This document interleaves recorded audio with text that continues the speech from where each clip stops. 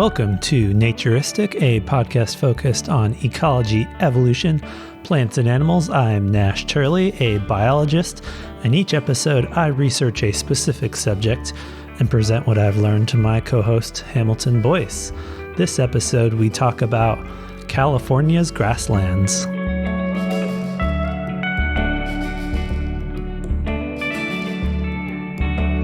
Hey there, Nash Turley. How's it going? Oh, pretty good. It's good to be back here on the internet. Live on the internet, but not live. Yeah. I got a question for you. I've got an answer for you. Let's hope so. Do you know the difference between non-native / introduced versus invasive? Ooh, I think... When it comes to species, so like a non-native species versus an invasive species. Yeah. I think I might have an answer, a good guess at least. My understanding is that non-native is something that this is going to sound redundant, but not originally native, historically not found in a certain location, like didn't evolve there, not right. in the fossil record, whatever, presumably brought somewhere by humans, in the recent, whatever, I don't know, 100,000 whatever years. And then I believe that invasive species are ones that are not only introduced / non-native, but also have a tendency to rampantly take over ecosystems and outnumber and outcompete native individuals or native species. Yeah, totally. That's it. So ding, ding, ding. There's you win our prize. There are lots of species that are not native. So especially in cities, lots of plants and gardens and things all over. But they kind of just stay where people put them and they're not particularly problematic. Yeah. Versus invasive species are ones that get out on their own, start spreading, start causing problems. And then all of that's compared to native species, which are ones that, as far as we know, live there before humans messed it up. Totally. I think that's something with gardening too. Like, people are okay planting non-native species, obviously. Probably the majority of gardening is probably non-native, but I think there's definitely like this level of caution, like you probably shouldn't plant this because can be an invasive species and you don't want it to like take over the surrounding areas. Yeah, the tricky thing about that is before something becomes invasive, it's often thought that it wouldn't become invasive. So we don't really have any way of knowing when something will jump over and start being invasive. And most species that have become invasive sort of linger around as not being problematic for quite a while.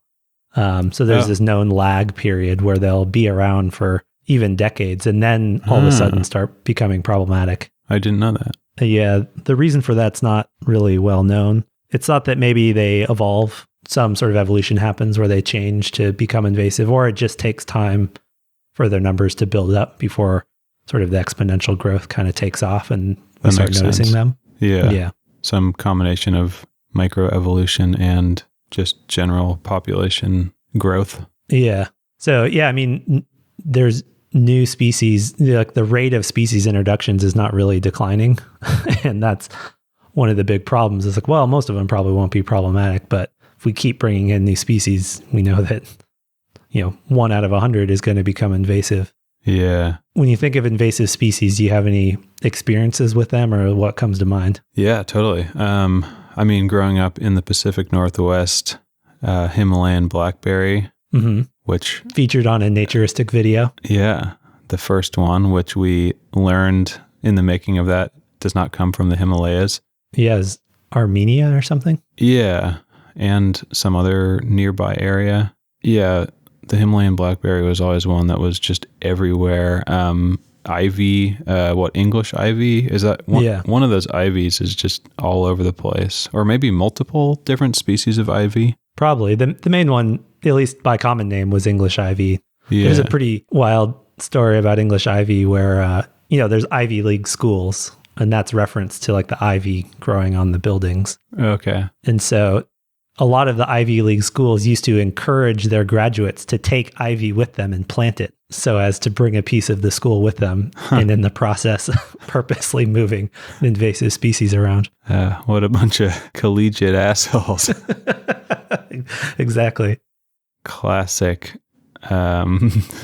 privileged eco-terrorism. I don't know. That's not the right use of that term, is it? No, not quite. Okay. A lot of invasive species have been moved around on purpose. So like one good example is one of the most common invasive birds in North America are European starlings. Right. And they were brought to North America as there's like a group in New York that was all about like recreating everything that was in all the Shakespeare books in Central Park. Right. And they just brought, because there's apparently starlings were mentioned in Shakespeare plays. So they brought them, purposely introduced them, and it didn't work the first time, but then they brought a bunch more, and then now they're everywhere.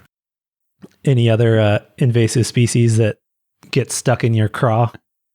Whatever that means. Well, I feel like that that Shakespeare anecdote, I feel like that brought a bunch of other species too to North America, if I'm not mistaken. Like, isn't that how like gray squirrels showed up, and like I don't know, house sparrows, aka European sparrows? And I think that's true of house sparrows. Gray squirrels are native to North America, but they're only native to eastern North America. Okay, so but they were introduced to the West Coast. Yeah, not by Shakespeare fans. I don't know, maybe. Well, they weren't from Europe, so they would be really off the mark if they were doing that. They're like, I don't even know how Shakespeare knew about these things, but we're going to bring him to the West Coast for some reason. No, but it was that they were introduced into Central Park, right? In New York City.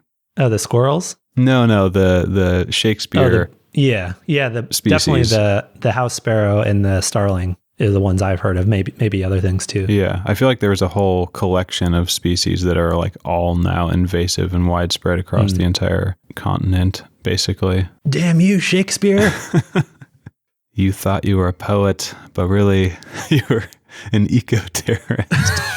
There's got to be, okay, what is the actual word for that though? Well, an eco-terrorist is normally a term used for militant environmentalist. Right, which is definitely not the right situation. Yeah, so you're like someone that purposely or ignorantly, accidentally causes some sort of environmental disaster. Yeah. I don't know if there is a word for that. They're not people that get prosecuted normally, so maybe they never came up with a word for it. They're just regular old people. Just another Joe. Yeah. There seems to be more incentive to prosecute environmentalists that step out of line than there are people that, through negligence, cause giant oil spills or whatever. Totally. It's like just the classic case of good PR for the bad guys and bad PR for the good guys. I mean, not to say that eco-terrorists are good guys. Anyway. It's on record. Hamilton Boyce supports terrorism. Yeah, that's one way to look at it. Yeah, what about you? What's your favorite invasive species? Well, the one thing that came to mind was traveling and then seeing species that are native to North America that are then invasive in other places. One was being in London and seeing a bunch of Canada geese, which are apparently a pretty problematic bird there. Huh. And then another one in Europe is, and I saw them in Japan, is evening primrose, which is kind of a weedy native plant in Eastern North America, and they're super invasive in disturbed areas all across Europe. To be like going on a train and seeing these big rows full of goldenrod and evening primrose, which are like the same old field plants that you see in Eastern North America. Right. Sounds like a beautiful invasion. They are very pretty. They're both quite nice. Yeah. So there's definitely, invasive species that are more problematic than others. I guess another project I work on, which was one of the most dramatic examples of invasive species, was the brown tree snake. So I worked on a project in Guam, an island out in the Pacific, where this snake got introduced, and there's no snakes there before. And this is a tree snake that eats birds, and the birds there evolved on those islands and never had experienced a snake before. So they had no defenses against the snake. And basically these snakes got so abundant, maybe some of the most abundant snake populations in the world, and killed all the birds. Mm-hmm. So it's a tropical island with no birds. That is sad. Yeah. So that's one of the more dramatic cases. I was there for about 8 months and I never saw one until the day before I got on the plane to leave. The snakes? Yeah, they're very hard to see. They're nocturnal and up in the trees. So we had to go out at night and like someone that really knew what they were doing, how to even spot one. They were like, you cannot leave until you see one of these SOBs. We were canceling your flight if you don't see one tonight. I made a rhyme on accident. I also made a rhyme on accident right before that. Is it possible to sneak in murder hornets at all in this? Yeah. They're from Japan, I believe. And they're a large vespid wasp that feeds on honeybee-like things. And they've been introduced just southern BC and Washington. And there's a few around. Yeah. So they don't murder humans? Well, some people do die from being stung by them, but lots of people die from being stung by honeybees as well. They do have a pretty powerful sting, but they don't hunt humans, and they're not particularly dangerous as far as animals go. Right. As far as animals with murder in their name go. Yeah. They are a bit concerning for the honeybee industry because they can go in and the thing they are really good at murdering is honeybees. So I think people that keep hives of honeybees are concerned. Yeah. Well, watch out, honeybees, for them murder hornets. Do you want one invasive species eating another? Right. Do you want to get into our first topic here? Yeah. Our first official topic? I wanted to talk a bit about invasive species just to get that terminology of non-native versus invasive versus native down. So just we talk about invasive, that's like ones that are particularly problematic. And invasive species are a big problem in the system we're going to talk about, which are the grasslands of California. Woo! I probably asked this last week on our last week's episode about grasslands. Were you familiar or heard of grasslands of California? I mean, I would say that I am not familiar. Right. Like as far as me knowing that they exist, I could probably give myself a pass on that. But beyond that, no real knowledge of California grasslands. So they're also called valley grassland, just as a name, and that's because they primarily occur in the Central Valley, which is this huge valley that sort of cuts down the middle of California. It's about 500 miles long, 450 miles long, and is like north of LA all the way up to like I think Sacramento or so is sort of on the north end of that. And then there's sort of mountains on both sides of it. Yeah, maybe like Bakersfield or Fresno or some of those places. Yeah, I believe those are in the southern end of the Central Valley. So if you've driven up over the Grapevine, I think that's what it's called. Yes. That's entering into the southern end of the Central Valley. If you're going north, once you hit that pass, yeah. Okay. So basically like once you cross the mountains out of LA, you are then officially in the valley, Central Valley. Yeah. Word.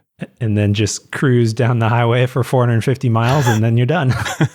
Breezy. Yeah. And so that whole valley used to be a giant lake about 600,000 years ago. Wow. Or even further before that. For quite a long time, it was this huge lake.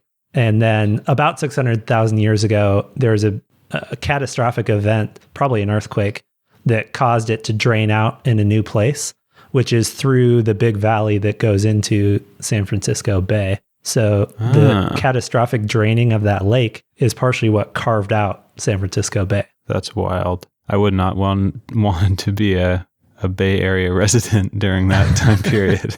No. Yeah, I guess humans weren't around then in North America, so there were no humans to observe that. All good. Does not affect the rent prices. Right. It could only make them go down, I think. Another catastrophic event in the Bay Area. So being the bed of a giant lake, this resulted in creating some very good farmland. And so this whole valley is now one of the most productive agricultural areas in the world and provides about half of the fruits and vegetables and nuts grown in the United States. Wow, half. That is a solid Wikipedia fact right there. That is I'm going to even maybe try to remember that one.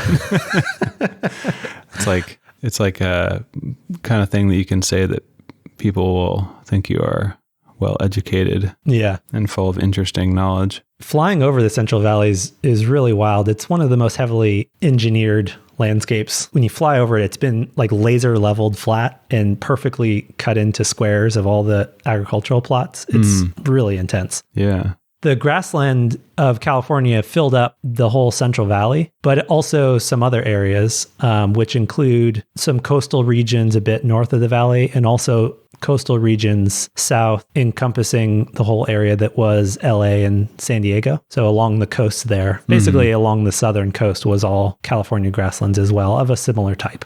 Okay. So we got Central Valley and these coastal regions, and together those make up an ecosystem that was about 9 million hectares, or about 35,000 square miles. Sounds large. Yeah, that's about the size of the state of Maine, or, in case you don't relate to that, Indiana, or Portugal. Ooh, now we're talking. So yeah, very, very sizable. And so this whole region has what's called a Mediterranean climate, which means it's very hot and dry summers and wet and mild. I almost said wet and wild. Maybe. Could be wild. I'm not sure. Wet and mild winters. A lot of places, like here in Florida, it's the opposite because the wet season is also the hot season. So most of the rain comes when it's really hot. But in Mediterranean systems, that's the thing that makes a system a Mediterranean system is that climactic pattern where the summers are extra harsh because it's also the dry season.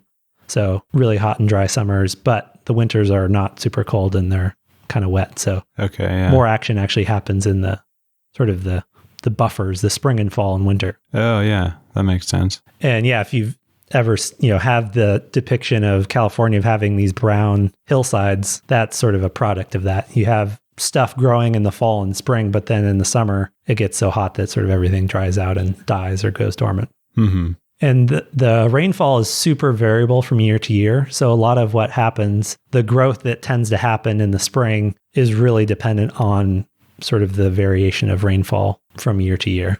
So this whole grassland area used to be, they think, composed primarily of perennial bunch grasses. Do you remember what that means? Yeah, sort of. The bunch grasses are like where the kind of the individual is sort of this cluster of grasses versus, I forget what the other style was called, but where it's more like individual blades of grass kind of creating like a big field almost. Yep.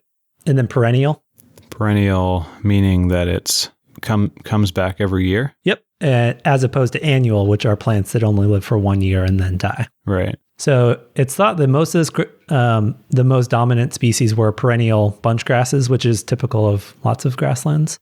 But there were also lots of annual species mixed in, which kind of makes sense given the environment. Like if you only have this tiny little window to grow, putting all that growth into 1 year in that one little chunk kind of makes sense. Yeah. But the mix of perennial to annual isn't really well known because the invasion that happened that we're about to get to. So there's a lot of guesswork of what it was, sort of before European contact. Uh-huh. It was probably grazed a lot by elk and pronghorn antelope. There's lots of small mammals as well, ground squirrels and things like that.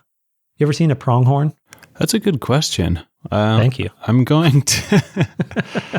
I really applaud you on that one. I'm going to look up a picture of a pronghorn. They're the fastest land animal in North America, or in the Americas. And it was thought they used to have a relative of the cheetah that would hunt them, but does not exist anymore. So there's really no fast predator that can hunt them anymore. According to Google image search, the predator that hunts them is white dudes in camo shirts, presumably with rifles. They could outrun cheetahs, but not bullets. Right. They used to migrate sort of across the grasslands of Western North America, and they're super fast and cool. Yeah, they're beautiful. I don't think I've seen these. They're quite pretty. Maybe on one of our road trips through like Nevada and stuff, we maybe saw one in the distance. Yeah. But they're not super common anymore. They're sort of struggling with all the lack of habitat these days. Mm-hmm. So in this grassland, there was a decent amount of lightning strikes that probably would have started fires. So like a lot of the grasslands we talked about last week, probably maintained by fire.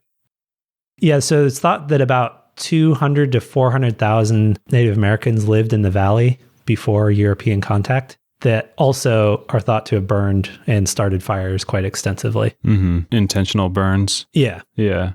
So they were aware of how to manage landscapes with fire, something that Europeans were not aware of until, I don't know, about the 1940s. They could have just asked.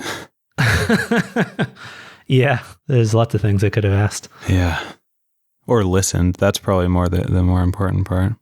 Right. So that European colonization brought a lot of non-native plants that were from similar ecosystems in other parts of the world. So sort of the actual Mediterranean region, Australia and South Africa, there's Mediterranean type ecosystems in all those places as well. Yeah. All the best food, as I was opining last episode. Yeah.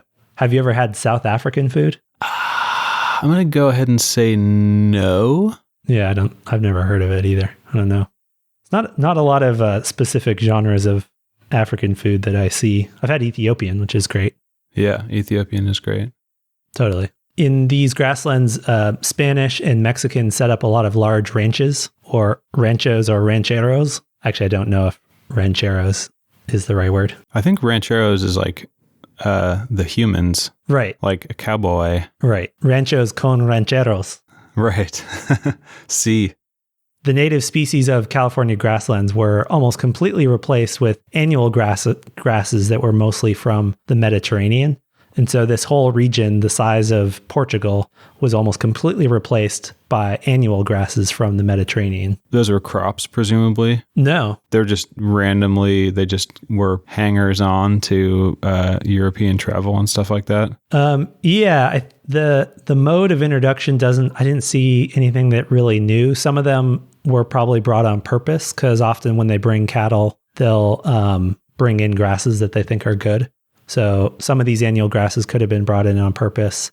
Okay, so possibly food for crop or for like animals that they're raising. So yeah, in that early colonization time, there wasn't a lot of crop agriculture. It was mostly grazing. That's why it's thought that heavy grazing and it coincided with a long period of drought. So those two things together are sort of the main narrative of why all the invasive species took over. I see.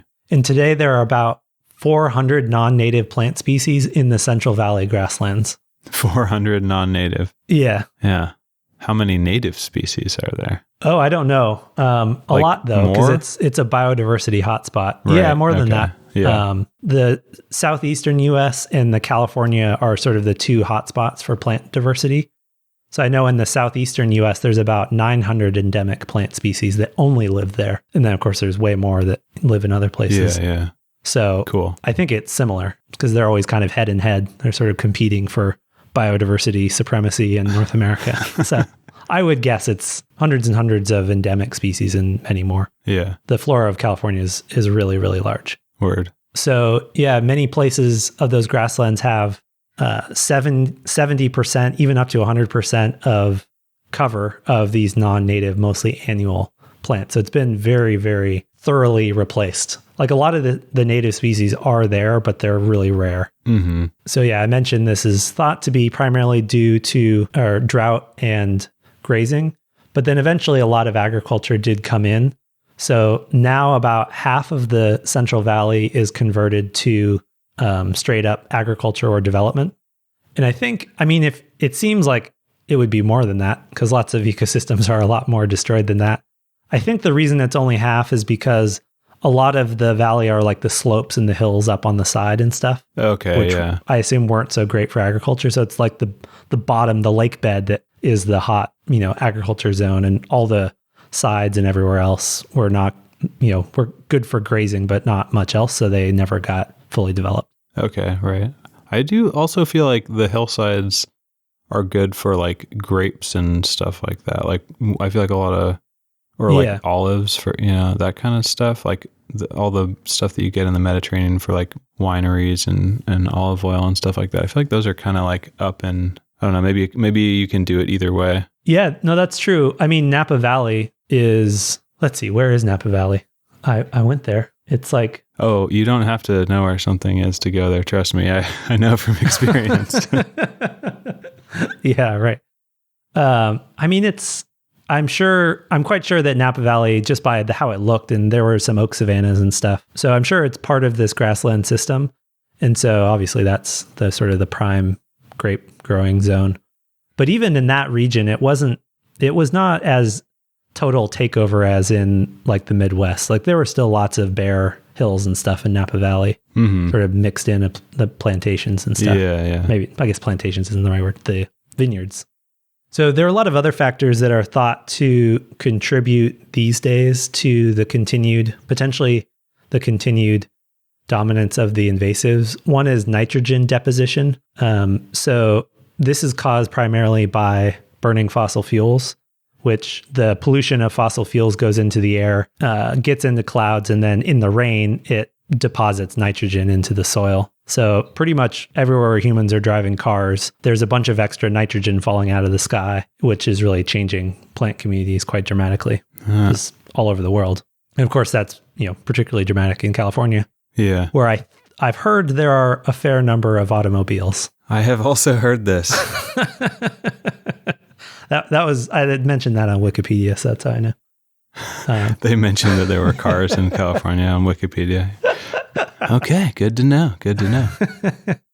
Also, I looked at Napa on a map, and it is north of San Francisco, and it is just to the west of Sacramento. So maybe kind of edge or adjacent or, for Central Valley, perhaps. Yeah, that's definitely within the northern, because it goes quite a bit further north of San Francisco. Word. So nitrogen deposition just increased CO2 because plants breathe in CO2 and it affects them quite a lot. So even without climate change, increasing CO2 levels are affecting plants a lot. Ozone is another car pollution thing that affects plants, just directly impacts plants.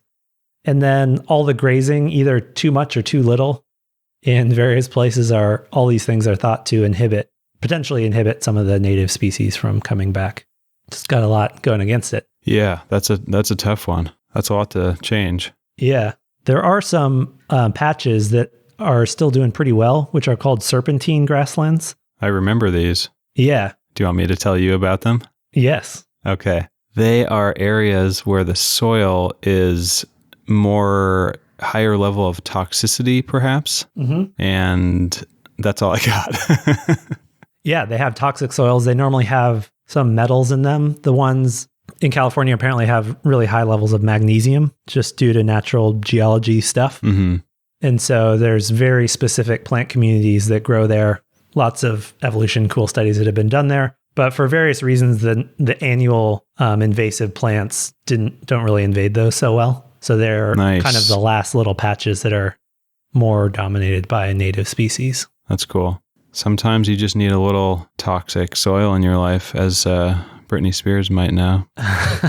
I think that's a solid hypothesis that the hit jam Toxic by Britney Spears was about serpentine grasslands. All right, let's go with that. Add it to the wiki. So that kind of wraps up my general summary. I was mostly working off of this book chapter from the book Terrestrial Vegetation of California. All the details about California grasslands came from that.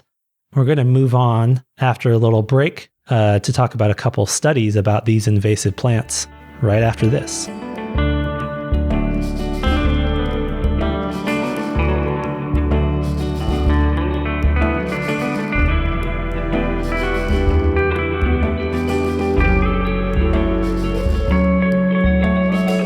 Welcome back. We got some experiments to talk about.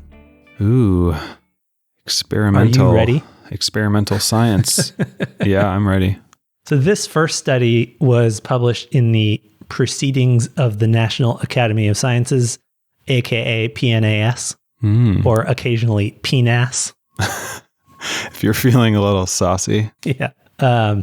So this is a study that was in the grasslands. It was in Southern California. So it was in a place near Santa Barbara. So it wasn't in Central Valley. Very pretty place. And the main question of this study was to understand why are all of these species in the California grasslands so invasive? Because we've sort of this unprecedented invasion that's so dramatic. So lots of ecologists want to understand why. Totally. Get to the bottom of that. Yeah. Before we get to that, we got to do a little crash course on community ecology. Sweet. So specifically like population biology, how things sort of change over time. Mm-hmm. So for something to invade, so like to come into a place where it wasn't before, it has to be successful at increasing in abundance when it's rare, which kind of seems like an unimportant truism. It's like, well, if you weren't there and then you're going to become common, you have to increase. Yeah. But in community ecology, that's important because a lot of things in biology are what's called density dependent. Mm-hmm. So that means basically the biology changes.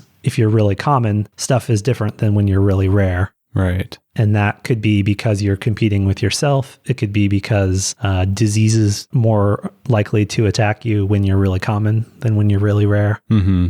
There's lots of things that can be affected by density, but it's sort of like a central thing in population and community ecology is. Or with reproduction, I would imagine that density is probably a pretty big factor for a lot of species. Yeah. Yeah. So it can be harder to reproduce. That's called an allele effect, when like you just don't have enough individuals to like move your pollen around or find a mate or whatever. Yeah. That'd be a form of density dependence for sure. And so to be able to increase in rare is a necessary thing to invade a community. Another important part of community ecology is about competition and coexistence. So basically, to coexist is just to have multiple species that live together in the same area. Like the bumper sticker says. Yeah, exactly. In the simplest view of the world of biology, things might never coexist because one would eventually outcompete the other. Sort of classic studies just sort of like, well, why should there be multiple species living in the same place? Because at some point, one would always outcompete the other. But there's lots of reasons why that might not be the case in the complicated world. And one of them is that they use different resources. Yeah. Although plants kind of all use similar resources, they all need sunlight and water and nutrients. They can use them in different places of the soil or be different heights. So there's lots of ways they can separate out the niche, it's called. Mm-hmm. Different wavelengths of light. To some extent, more like different, capturing it in different ways or at different heights and stuff. Yeah. Most plants have a pretty similar spectrum of light that they use, although the understory plants that are sort of adapted to shady conditions are better at using far red, for example, because that's the light that'll often be more abundant in a shady area. Right. I remember learning about rainforest layers with top layer. Yeah. I should probably know the terms, but whatever, top layer, medium layers, bottom layers, where the different leaves are sort of structured differently in different colors because they sort of better suited to pick up different types of light. Right. That's why understory rainforest plants make good house plants because they can live in the low light conditions in your house. That is sick. Understory. That's also something that, that's the one. That's what we need. And so one other thing that is thought to be a common mechanism to promote coexistence is a trade-off between competitive ability and dispersal ability. So sort of break those down. Trade-off, I assume, is fairly clear, but it's just like if you're good at one, you're bad at the other, like a video game when you're choosing your character. Right. And then competitive ability can be defined in lots of ways, but one way of defining competitive ability, especially in plants, is how efficiently you can use a resource, and more specifically, how much you can draw down that resource. So if there's a lot of nitrogen in the soil and a really competitive species gets in there, it's going to use up almost all the nitrogen, but still be able to live. So it can use that really efficiently and draw it down more so that other species wouldn't be able to survive on that now nutrient poor soil. Okay, yeah. The milkshake, straw drinks your milkshake kind of scenario. Right. Some other episode you use that.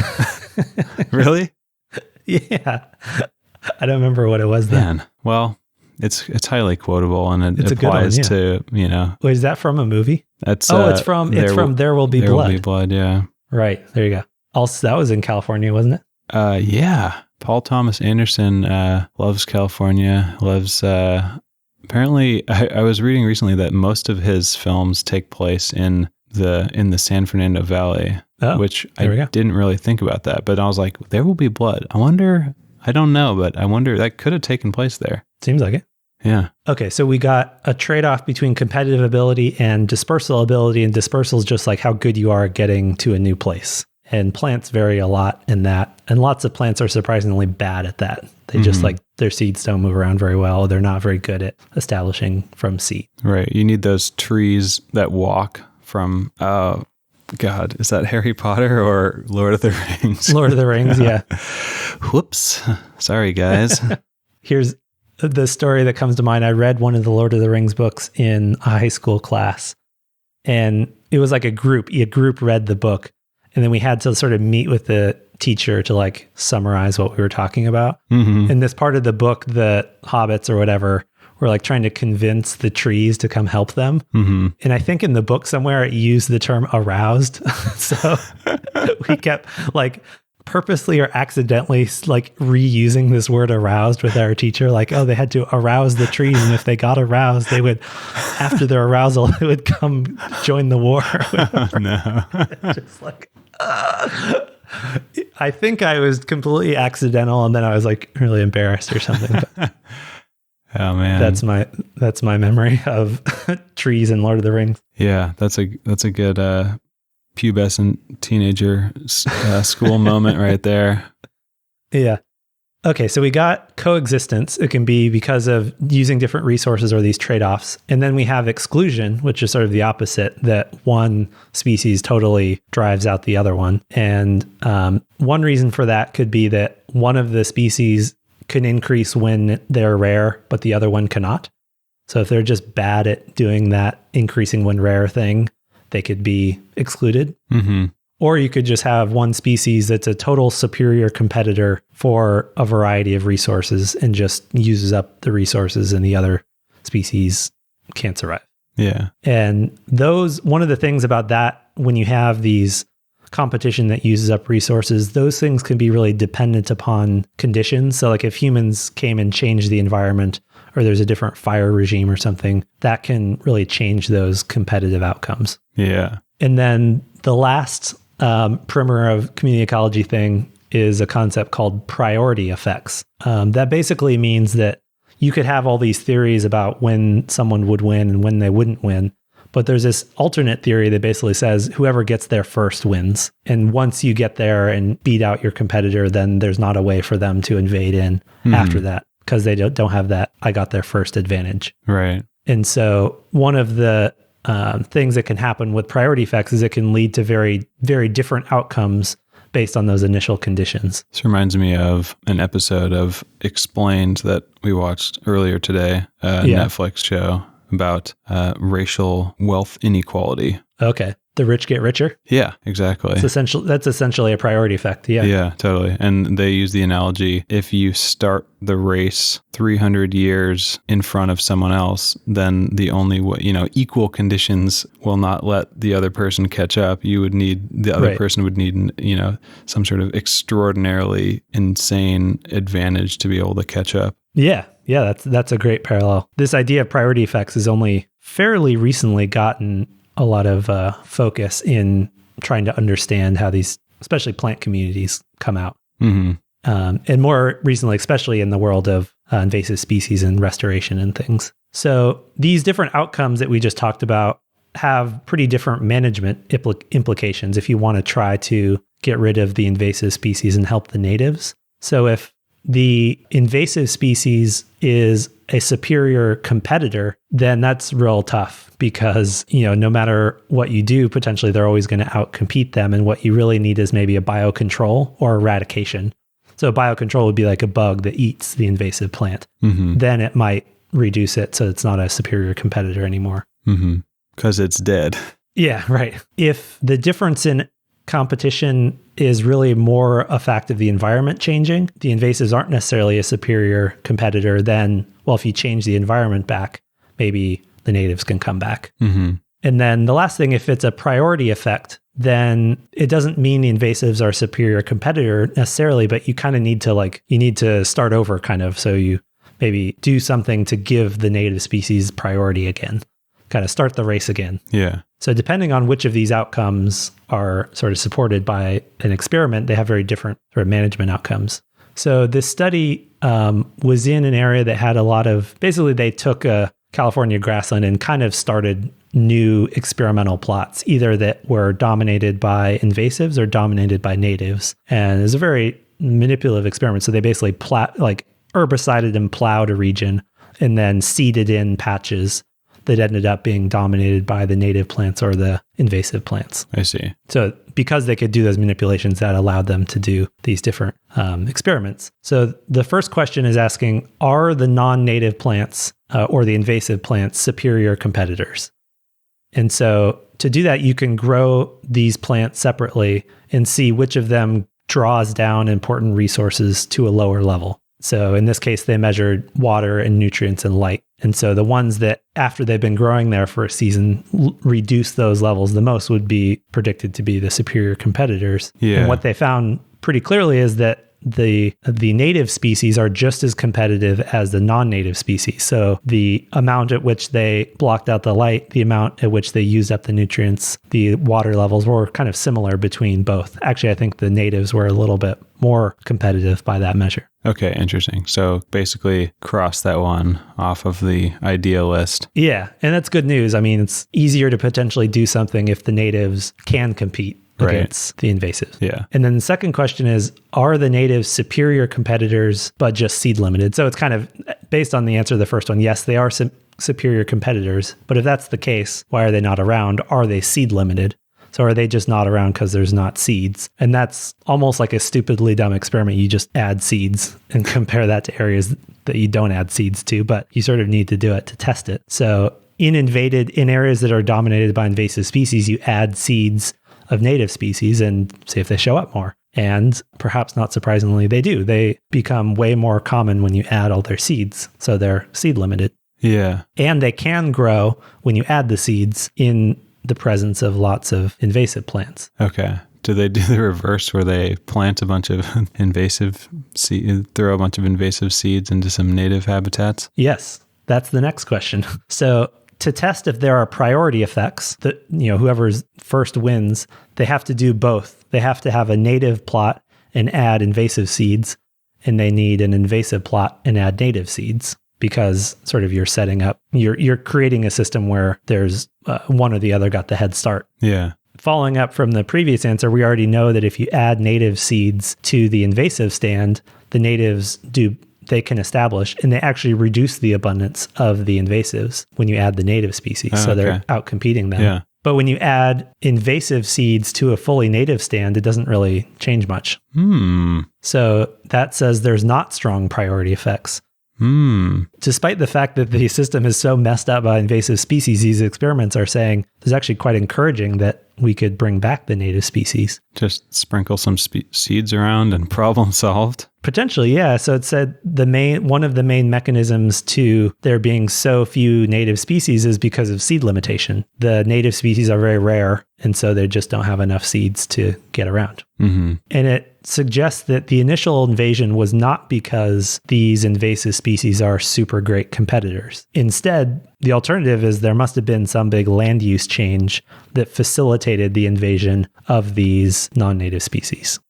So this next study picks up where the last one left off and tries to understand if these invasive species are the cause of these changes in the environments, or that the invasive species are responding to human-caused environmental change, which is kind of what that previous study suggested. So this is done by someone that you possibly may have met, because Janneke Hilleris-Lambers was a professor at University of Washington when we were both there. Ah. And I worked with her because she was one of the professors that worked on that Guam project that I mentioned about tree snakes. Yeah. Lambers? So yeah, Hilleris-Lambers. That's one name? That's her last name. Janneke is her first name. Hilleris-Lambers. Hilleris-Lambers. Is her last name. Does not sound familiar to me. Yeah, so Janneke's still at University of Washington. This paper in 2010 really tried to look at the role of grazing to test the hypothesis if grazing is a potential factor facilitating invasion. Go Huskies, by the way.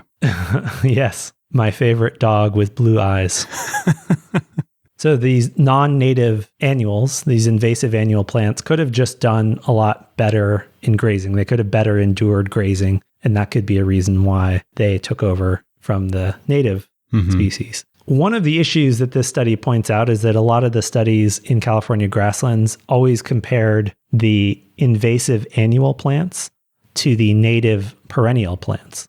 Right. Because that seemed to be the big change. Yeah. And that was a big change, but you're sort of mixing a lot of stuff at one time there. Mm-hmm. And so what this study wanted to do was to kind of compare apples to apples and compare the non-native annuals to the native annuals, because there were a lot of native annuals as well. Yeah. So this way we can sort of kind of like compare equal, at least plants with similar life histories side by side. Because if it's annual that makes them do better under grazing, well, why didn't the native annuals do better during that time rather than all these invasive annuals? Mm-hmm. Why? So much tension. This had a similar setup where they had a big area that they plowed, and so they could start new experimental plots. So they plowed a whole bunch and then seeded in these new experimental plots, except they had some areas with fences that kept out cattle and some where the cattle could graze. And, oh, right, I also forgot to say there was lots of cattle at this site.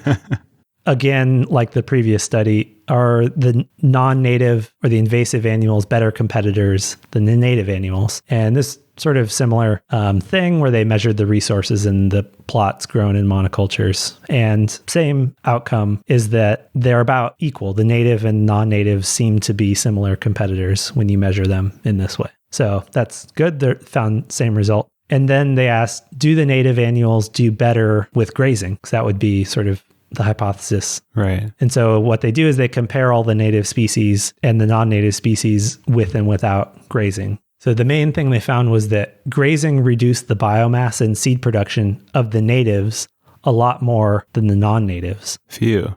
Some answers, finally. Right. So one of the plots they grew all these plants in mixture where like all of the native and non-native species, they seeded them in all together. Uh-huh. And without grazing, they were about equal sort of abundances. The natives went from having about 55% of the seed production in the plot without grazing, but with grazing, it went down to about 10%. Okay.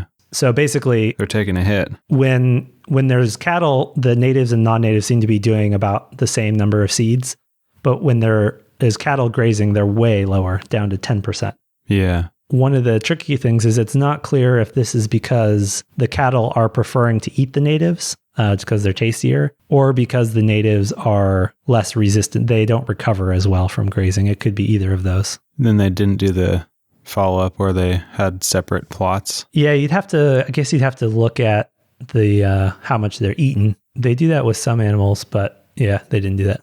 So there's some poor undergraduate field workers somewhere that are going into this plot and measuring every single plant. Yeah, the way they did it is they're relatively small plots. Okay, and then within the plot, within a small subset of the plot, you clip all the vegetation at ground level, and then you have to sort out every leaf to its respective species and then weigh them all. Sounds like a fun one. Yeah. So that's to get biomass, and then to measure seeds. Basically, it's counting or weighing the seeds. There's some other shortcuts to that where you like weigh some of them and then count the rest of them and something like that. But basically counting the seeds. Yeah. A lot of manual labor. Yeah. It's one of those studies that like when you sort of think of it, like you just sort of read what they do. It's like, yeah, no big deal. But then just the sampling alone is like, there's hundreds of plots, and every one you have to clip all the vegetation and sort everyone out and dry them all and weigh them all. Yeah, I think there's 126 plots or something. Good God. How many props to the surveyors on this study. Yeah. I hope they got a piece of cheese at the end of that maze. Yeah. They won the great honor of being published in the Journal of Ecology. Nice. So a long way around of going through the details of that study to get a pretty simple answer, which is that it supports the idea that all these non-native annual plants were the passengers of human change, not the drivers of the change. So that humans caused a bunch of disruption in the landscape, and then all these non-native plants took advantage of that big disruption. Yeah. It suggests that if the changes in landscape and the grazing didn't happen, maybe this big invasion event also maybe wouldn't have happened. Right. That it suggests that, it can't go back in time and know, of course, but. Mm-hmm. And then the other thing is it says that the non-native grasses are favored by intense grazing. And one reason for that could be that all of these European species are better adapted to grazing because they'd actually been around cattle for maybe up to about 6,000 years and had time to adapt to cattle and this heavy grazing because humans were raising cattle there for a long time. That's a fun little twist to it there. Yeah, it's speculation, but it's possible. Well, I don't care how much of speculation it is. I am convinced. There were grazing animals in California. Mm-hmm. We mentioned the pronghorn and other stuff. So it's not like there wasn't, but maybe it's possible they just moved around more or just was never as intense as cattle. Yeah. I mean, I assume that there's more of them now. Otherwise, what's the difference if there was already grazing? Right. Yeah. And then, so in terms of a management suggestion, this study is also pretty straightforward. It says, well, we need to add seeds like the previous study suggested. Mm-hmm. And also reducing the amount of grazing by cattle could also help a lot. Right. So basically add seeds, get rid of cows. Yeah. A plant-based solution. Yeah, it's very vegan-friendly restoration. Has anyone tried making these updates, these changes, or is it very like theoretical at this point? I don't really know. I would hope there's been some areas where they've put in the effort to do some legit restoration, and it seems like there's some pretty clear guidelines of what would be effective. Mm-hmm. There's two reasons why that may not have been done in a large scale. One is that a lot of plants don't have seeds available just because there's no one growing them. And if they are available, they're quite expensive normally. So doing it at large scales could just be limited by cost. Yeah. And then, of course, growing cattle is a profitable business. So how do you reduce it? And probably a lot of it is private land and stuff. So yeah, it's like lots of things. I feel like the common thread in a lot of conservation and restoration is like, if we had the incentive to put a lot of resources into it, we could do it. But the outcome isn't going to make a lot of money. It's just going to help native biodiversity. Yeah. And it's limiting private capital. Yeah. And people don't want to have the government telling them what they can and can't do. Right. All the sort of summary stuff I read about California grasslands never really mentioned much about what scale of restoration is happening now. Yeah. It's just basically like all environmental issues. Like, okay, we've got the answer. Now we shall do nothing because we can't. Yeah. That was one thing that kind of, I guess, continues to bum me out about, again, continuing to do research of that sort. Because it's like, obviously some of that research has the potential to be really important, but so many of the issues are like, well, we don't really need more studies to know what to do.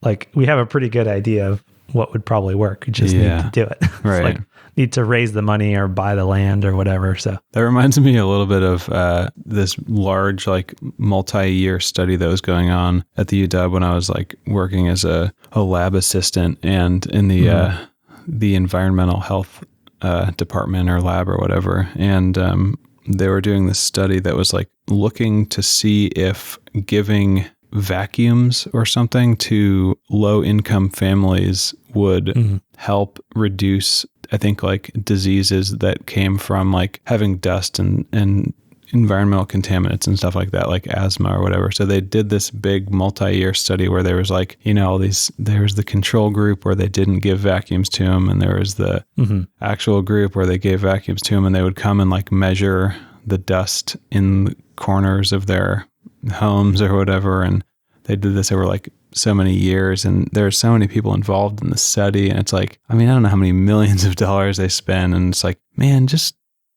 give them the vacuums, like what's the worst that could happen? Yeah. I get it though. I mean, I get that it's helpful especially for like political purposes to be able to say like, here are the facts, here's the science, this is why we need to do this. But it can be frustrating on like a surface level, especially, I don't know, I didn't follow up on that. Like if the results come back like, yes, it is helpful, like I'm going to go ahead and say probably helpful. If I had to bet on it, did they then do that?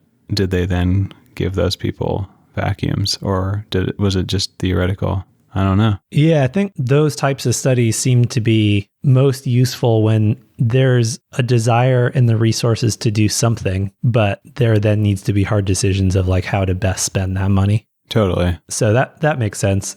Probably the more likely outcome I would guess would be there wasn't really resources ever to buy lots of people vacuums anyways. So But I don't know, maybe maybe that could have resulted in that being a program, but yeah, no, it may have been that. It may have been like, here's the budget that we have and how do we best use it. But it's just funny when you then spend like so much on figuring out what to do when it's like, I guess if it's a large enough scale and if it's a long enough term, then it makes sense to like figure out the right use of it. But there is a problematic role that research could play at times where government institutions are more comfortable funding the study of what to do about it than they are actually doing something about it. Totally. So it's like, well, we have $10 million. We could spend $8 million on an environmental impact statement on if this will be problematic or not. And if the cows do this and if that does that, because like that doesn't necessarily result in anything. It could help. Yeah. But it's like, oh, well, we spent all our money on the study, so we don't have no money to protect the land anymore. Oops. Right. I'm not as deep in the sort of environmental policy world, but yeah, that seems to be the trend with a lot of climate change stuff. It's like, oh, well, fund a study to study, model this and model that. And there's never really any intention on like cutting carbon, but they can pretend that they did something because they funded all these studies. Yeah, totally. Or even just the simple fact of like, okay, well, it's easy for us to throw $10 million at a study because we don't have to change anything. We don't have to create any laws. We don't have to limit any capitalism.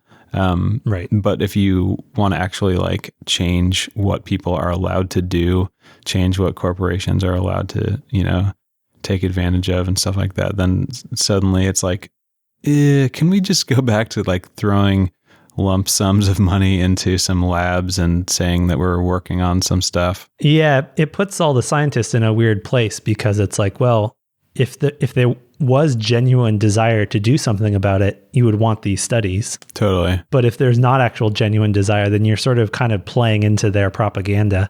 Because you're like, well, we did something. We paid all these scientists to do all this work, so re-elect us or whatever. Yeah. But there was really no intention of doing anything about it. Yeah. So it's just kind of like your scientists become a rhetorical tool. Yeah. Or a propaganda tool in ways. Right. I guess maybe the upside of that would be, it's possible that even if the intention is to just kind of like make it seem like they're doing something, maybe after enough time and after enough studies, when it just becomes like increasingly hard to deny the science, where there's just like so much science that just all points in the same direction. Like even if, politicians or whoever are just really trying, lobbyists and stuff are just trying to like put it off, like it might end up, I mean, it's classic. I just love railing on capitalism in this podcast for some reason, but it's classic capitalism where it's like very, very much like a short-term solution. And, maybe the long-term result is that like eventually people are like, well, all these studies that you've funded show very clearly that we need to do something different here. It might just take longer than it should. Yeah. Well, it's like how Exxon was shown to have done a bunch of studies on climate change, like in the 80s. Yeah. And then just suppressed it because they realized it totally undercut their business model. Oh, God. Yeah, I think what we're seeing now is exactly what you're saying, where all that evidence has built up. And now the strategy is to deny science and deny all forms of expertise across the board, because we realize that this evidence is like counter to our worldview and our agenda. So we just have to create a world where all forms of expertise are to be questioned and untrusted. Totally. Man. Yeah, that is definitely the hot take. Yeah. It's like, science? No, actually, just anything any of these people say, you're going to just going to want to go ahead and disregard that. They have some other confusing ulterior motives that we don't have time to get into, but just ignore them. Yeah. It's funny. I just finished this book called The Three Body Problem. It's a Chinese novel, and I heard it was popular in China, so I'm actually surprised that it wasn't banned. Yeah. Because it's fairly, well, some of it can be interpreted as very critical of the Cultural Revolution and sort of authoritarian communism and stuff. Yeah. But the broad theme, it's got aliens involved in a bunch of stuff. But there's a part of it where there's this kind of like global cult that wants to invite these aliens to conquer Earth. And one of the ways they want to facilitate these aliens invading Earth is to undercut scientific institutions so that humans don't become advanced enough scientifically to defend themselves against the alien invaders. Yeah. It's pretty intense, but I say all of that is because it presents the narrative of scientists being really culturally powerful and important. And if you want to prevent things, you need to undercut science or discredit science in various ways. And there's a moment while reading that where I thought, I've sort of at times been on the fence of whether I want to continue in academia or whatever. But there was a moment there where I'm like, my general trend of being sort of a political dissonant and subversive, sort of merging that with me also being a scientist. Yeah. Like these are actually these are similar. Like seeing the world through an evidence-based lens makes you a political subversive in the world of capitalism when scientific evidence is broadly rejected. Damn. Snap. There it is. I'm going to go get my PhD now. With this podcast at one episode at a time, we're working to subvert capitalism and overthrow the bourgeoisie. Yeehaw! Yip-de-doo! Sign in next week for the next. Well, speaking of that, we can wrap it up. Cool. What do we got? We got a YouTube channel. Check that out. We put out a zombie ant video recently that was pretty sweet. Yeah, very cool. It's youtube.com/naturistic. And we have one that's in a shorty that's in the works that I haven't worked on for a couple weeks, but would theoretically be relatively quick to finish. Yeah. And so next week, we're planning on doing a podcast in conjunction with that about some weird little bugs called ant lions. So that'll be the topic next week. If you want to learn more about anything we talked about, all the papers I researched are linked over at our website, nashchili.org/naturistic. We have a post for every episode with links for everything. You can send us an email at naturisticseries@gmail.com. Anything else? That is all, my friend. Excellent. Well, thanks for joining us, and more nature facts next time. Peace.